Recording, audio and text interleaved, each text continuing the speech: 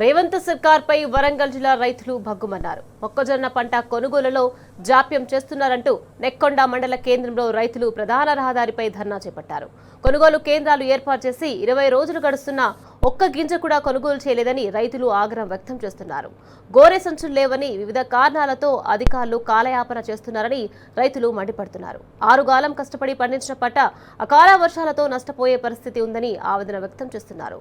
వెంటనే మొక్కజొన్న కొనుగోలు ప్రారంభించాలని రైతులు డిమాండ్ చేస్తున్నారు.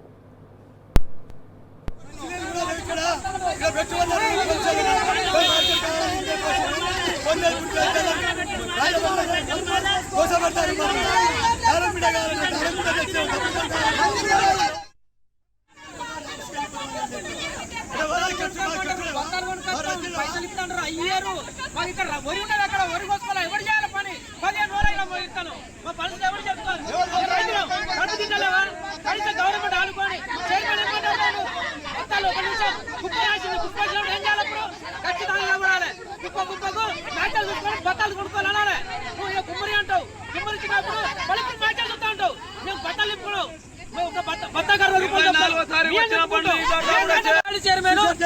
మాట్లాడతాడు